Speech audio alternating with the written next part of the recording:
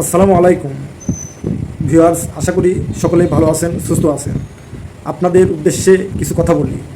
কথাগুলো মনোযোগ দিয়ে শুনে অবশ্যই আপনাদের মূল্যবান মতামত কমেন্ট করে জানাবেন। ফেসবুকে অনেকেই বিভিন্ন গুজব, অপপ্রচার, মিথ্যা এবং ভিত্তিহীন তথ্য দিয়ে অপপ্রচার চালাচ্ছে। তারা কারা জানেন?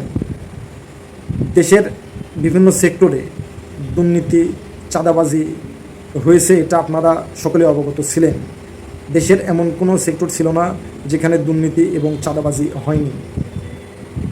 এখানে যারা দুর্নীতি এবং চাঁদাবাজি এখন করতে পারছে না, তারাই সামাজিক যোগাযোগ মাধ্যম ফেসবুকে, ইউটিউব এবং বিভিন্ন মাধ্যমে তারা মিথ্যা, ভিত্তিহীন গুজব এবং অপপ্রচার চালাচ্ছে। কারণ তাদের সাথে আঘাত এনেছে, তারা দুর্নীতি এবং চাঁদাবাজি করতে পারতেছে না।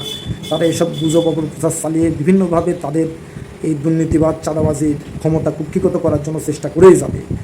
তাই আপনাদের সবাইকে সতর্ক থেকে দেশ পরিচালনা করতে হবে। এই দুর্নীতি, চাঁদাবাজিদের মিথ্যা, অপপ্রচার, গুজব, তথ্য বোঝার চেষ্টা করতে হবে।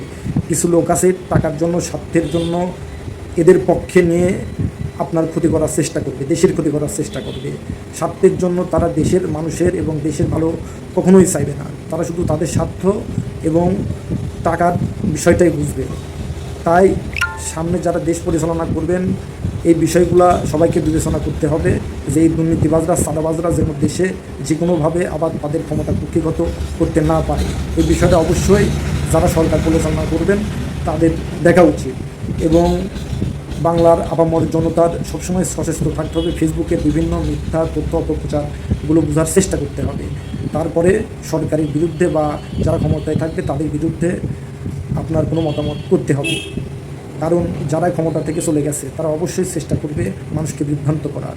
এই জিনিসটা আপনাদের বুঝতে হবে। কিন্তু তারা যে এই দেশের কী ক্ষতি করছে এটা তো আপনারা আগেই অবগত। তাই আপনাদের উদ্দেশ্য বলি, আপনারা সবাই সচেষ্ট থাকবেন, ভুল কোনো পথে পা দিবেন না। এটা আপনারা মনে রাখতে হবে, আপনাদের স্মরণ রাখতে হবে। আপনারা অবশ্যই এই বিষয়ে সচেষ্ট থাকবেন। ভুল কোনো সিদ্ধান্ত নিলে এটা আমাদের দেশেরই ক্ষতি হবে। এই বিভিন্ন জায়গায় মাজার ভাঙা হচ্ছে, বিভিন্ন রকম অন্যায় অবিচার করা হচ্ছে, এগুলো সব থেকে বিরত থাকুন। নির্বাচন হোক, দেশের পরিস্থিতি স্বাভাবিক হোক, সবাই ঐক্যমত হয়ে তারপরে কেউ যদি অন্যায় করে, অবিচার করে বা কোনো খারাপ কোনো কর্মকাণ্ড করে, মাজার হোক বা যেটাই হোক, তা অবশ্যই সেটার বিরুদ্ধে ব্যবস্থা নেওয়া হবে। সবাই ভালো থাকুন, সুস্থ থাকুন, সে প্রত্যাশায় রইল। সবাইকে আসসালামু আলাইকুম।